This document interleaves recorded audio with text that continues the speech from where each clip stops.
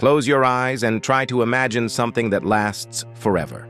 Not a brand, not an idea, a physical object that survives every war, every plague, and every changing empire for 4,000 years. To the modern mind, the Great Pyramid of Giza is a tourist destination, a background for a selfie. But to the archive, it is something much more disturbing. It is a psychological broadcast, a massive stone middle finger pointed at the concept of human mortality. We were taught it was a tomb, a grand final resting place for a vainglorious pharaoh. But if it was a tomb, where is the body? Where are the inscriptions? Where is the gold? The Great Pyramid contains none of the traditional hallmarks of Egyptian burial. It is a structure of cold mathematical precision that mocks our modern understanding of engineering. Tonight we decode the architecture of the eternal. This is Mythic Code Official. To build the Great Pyramid, the ancients moved 2.3 million stone blocks, some of them weighing as much as 80 tons. They didn't just pile them up. They aligned the structure to true north with an accuracy of within 3/60ths of a degree. This isn't good for the Bronze Age. This is better than we can do with GPS. The precision is haunting. The north face deviates from true north by merely 2.3 minutes of arc. The east face by 5.5 minutes. The west face by 2.6 minutes. These are measurements we associate with laser technology, not copper tools and human labor. The margin of error across 4 sides spanning 756 feet is less than 8 inches. 8 inches across a structure the size of a city block. Odysseus used a horse to lie. The Spartans used a mirage to hide. But the builders of Giza, they used the earth itself to speak. Step 1. The psychology of scale. When a human stands at the base of the Great Pyramid, something happens to their brain. Psychologists call it the sublime. It is the moment where an object is so massive that the human ego literally shrinks. The builders knew that to control a population, you don't just need laws, you need a monument that proves your connection to the divine. By building something that appeared impossible, the pharaohs established a psychological dominance that lasted longer than their actual lives. They weren't just building a house for the dead, they were building a time hack. They were proving that while their flesh would rot, their will was permanent. The pyramid rises 481 feet into the Egyptian sky. That's as tall as a 50-story building. Originally cased in white Tura limestone, it would have gleamed like a white beacon visible for miles. Imagine standing in the desert, surrounded by sand and stone, and suddenly encountering this crystalline mountain of light. This wasn't just a monument to death. This was a technological assertion, a proof of dominion. But let's look at the code within the stone. If you take the height of the pyramid and multiply it by 43,200, you get the polar radius of the Earth. If you take the perimeter of the base and multiply it by that same number, you get the equatorial circumference of the planet. This isn't a coincidence. This is a map of the Earth rendered in 3 dimensions, thousands of years before we supposedly knew the Earth was a sphere. The dimensions encode planetary data with such precision that it suggests either impossible foreknowledge or a mathematical system we haven't yet understood.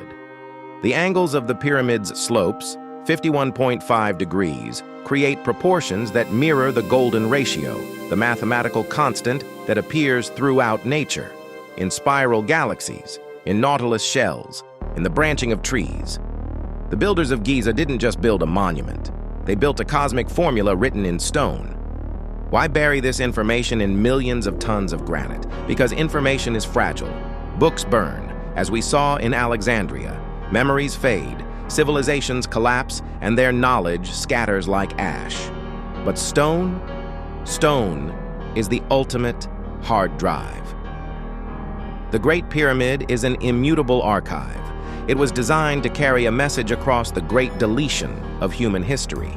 It was built to ensure that even if civilization collapsed, that even if every record was destroyed, the code of our planet's dimensions would survive in permanent form.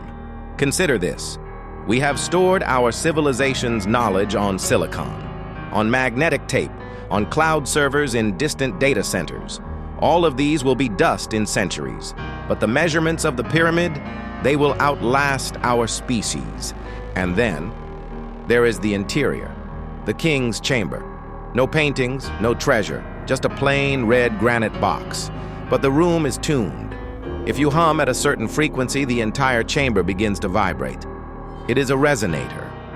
Acoustic engineers have measured the chamber's resonant frequency at 111 hertz, a frequency that some claim activates the pineal gland in human neurology. Modern fringe theories suggest it was a power plant. Academic theories suggest a ritual chamber. But the Mythic code suggests a third option. It was an isolation chamber for the mind. A place where a ruler could step out of time, sit in total darkness, and experience the death of the ego before returning to rule as a god. A sensory deprivation chamber designed with precision, where the geometry itself would induce an altered state of consciousness. The pyramid contains no sarcophagus inscriptions, no hieroglyphic instructions for the afterlife. This wasn't the burial practice of Khufu. This was something else entirely. A chamber designed for experience, not death. The pyramid's astronomical alignments are equally disturbing. The so-called air shafts in the king's and queen's chambers don't actually ventilate. They point directly at specific stars. The southern shaft in the king's chamber points to Al-Nitak, the brightest star in Orion's belt. The northern shaft points to Thuban, the ancient North Star. These aren't vents. These are optical instruments. They are stargates. And the correlation is exact.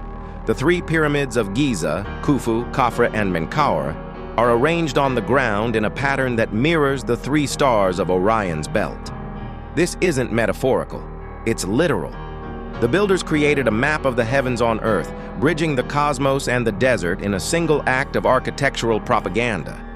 We look at the pyramids today and feel superior. We have smartphones, we have satellites, we have AI, but we cannot build for the next 4,000 years. Our greatest structures are made of steel and glass, materials that will be dust in 3 centuries. Our archives are stored on silicon chips that degrade in decades. Our data centers require constant electricity and maintenance, and they are vulnerable to electromagnetic pulses, solar flares, and human error. We are a high-speed, low-memory civilization.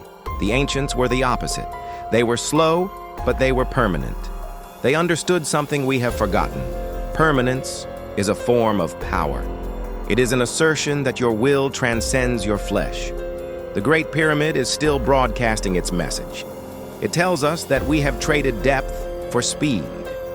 It tells us that we have forgotten how to build things that outlast our own names. It tells us that immortality is not a spiritual concept. It is an engineering problem, and the ancients solved it. As you look at your life today, ask yourself, what are you building that is meant to last? Are you creating something that will survive you? Or are you just adding another layer of dust to the desert floor?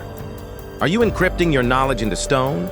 Or are you storing it on a cloud that will vanish when the power fails? The archive is always open. The code is waiting to be broken. The pyramid is still standing, still perfect, still broadcasting the same message it has been broadcasting for 4,000 years. Death is not the end of influence. Engineering is. Mathematics is. Stone is. Your will, properly encoded, can outlive empires. Like and subscribe to Mythic Code Official. Decode the world or be decoded by it.